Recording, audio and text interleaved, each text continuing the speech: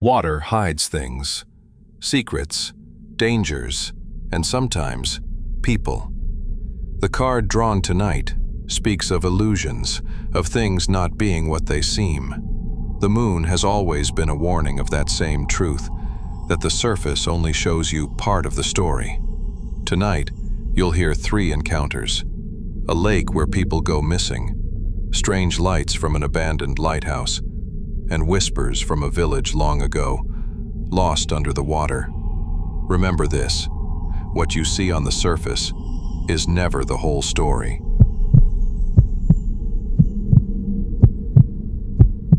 I grew up in a small town with a lake everyone avoided. People called it the lake that takes people. When I first heard that as a kid, I thought it was just a scary story. But by the time I turned 20, I knew it wasn't. The lake sat at the edge of town. On the surface, it looked normal. Some people camped near it, not knowing any better. But kids who grew up there all heard the same rule: don't go near the water. Even if we didn't believe it, we repeated it, almost like we were reminding ourselves.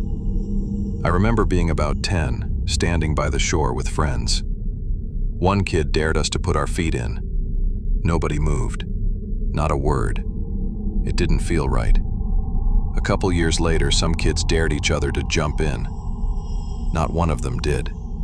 They just stared at the water until someone changed the subject. I asked my mom about the lake once. She cut me off right away. She just said it was dangerous, that people had disappeared there. But she never gave me any details. No names, no stories. Just, don't go in the lake. And it wasn't just her. Every adult was the same way. No one ever explained anything. They just looked uneasy and changed the subject. As I got older, I'd hear little bits here and there. Never the full story, just pieces. A fisherman's boat drifted back to shore with no one in it. A teenager went swimming one night and never came home. A man walked into the shallows and wasn't seen again. Nobody gave names, just vague stories. It was always just someone's cousin or a neighbor's brother. When I was 16, one of my dad's friends told me something I never forgot. He said one night he only went knee-deep into the water. At first it felt normal, just cold water around his legs. Then something grabbed his ankle. He swore it felt like fingers, not weeds, not mud. He panicked and got out fast. I laughed at the time, but the way he told it, he wasn't laughing. Another neighbor said he lost his cousin to the lake back in the 70s. He wouldn't tell me much, but he said on quiet nights, you could still hear him, like faint cries out on the water. Anyone who talked about it always had the same look, like they wanted to stop as soon as they started. In the daytime, the lake looked normal. Sunlight on the water, trees reflecting on the surface. The usual sounds of birds and insects. For a moment, it almost felt safe.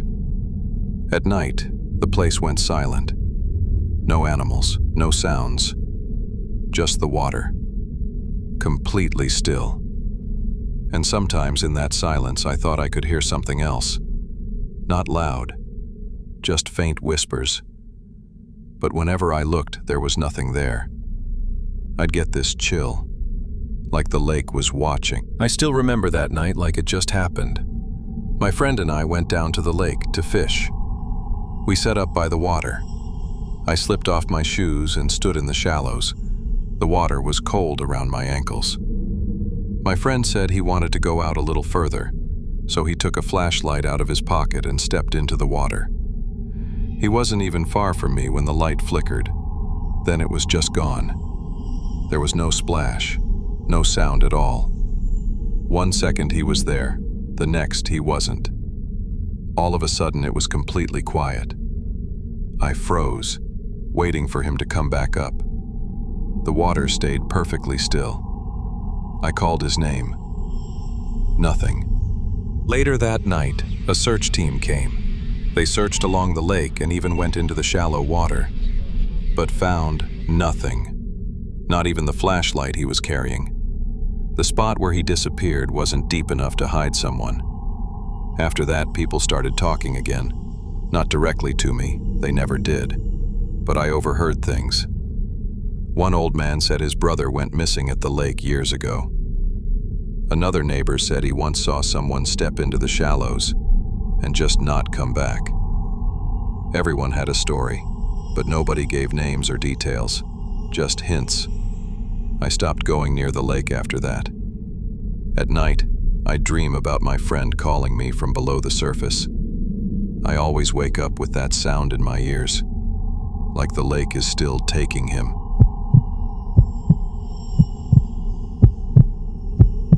Off the coast where I grew up, there's a lighthouse that hasn't been active for decades.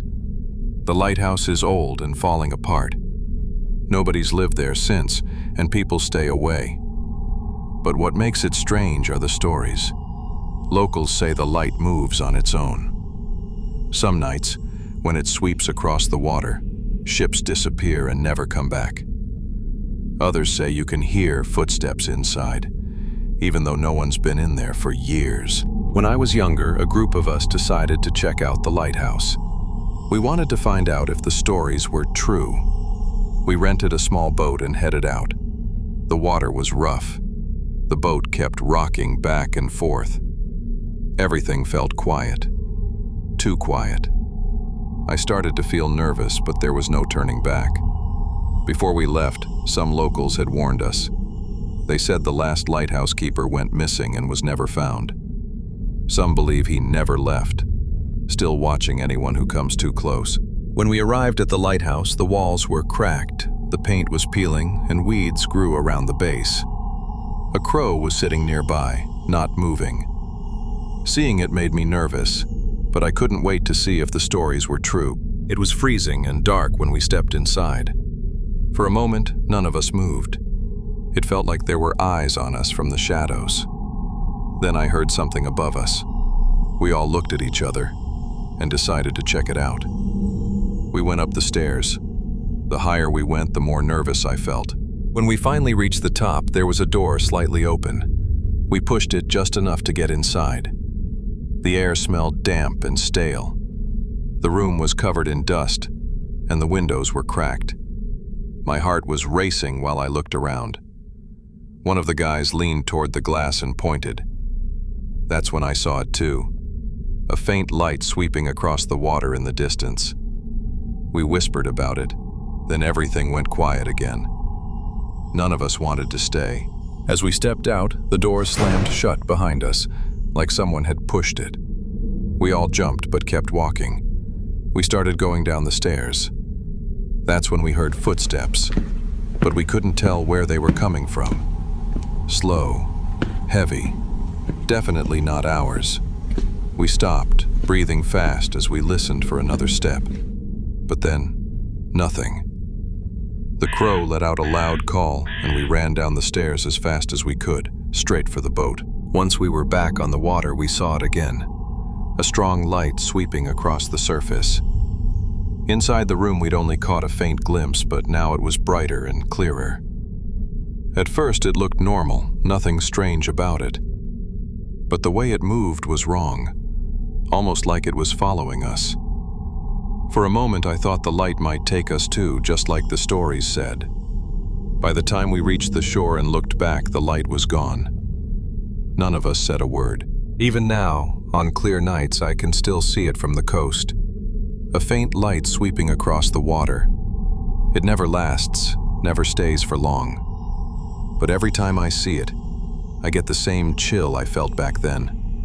Like something out there still wants to be seen.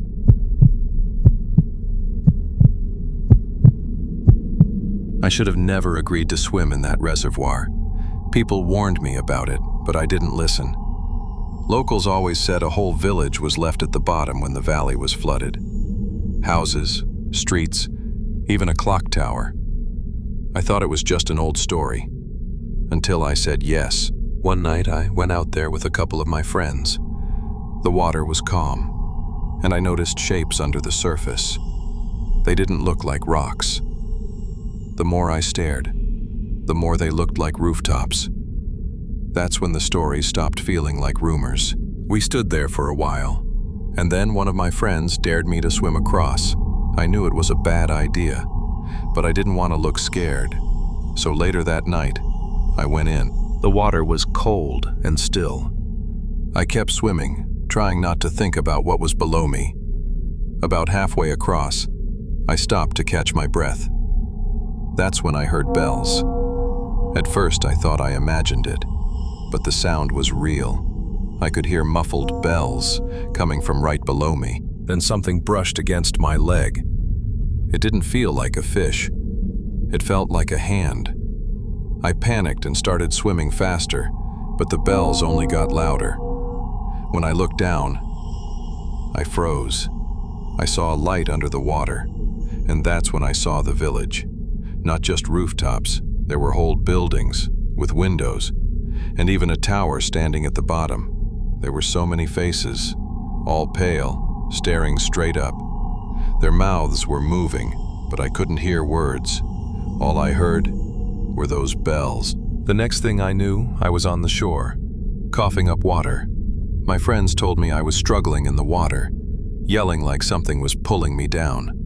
They had to drag me out. When I sat up, I saw muddy handprints on my shirt, like something had grabbed me. I haven't gone back since, but some nights, when it's quiet, I swear I can still hear those bells.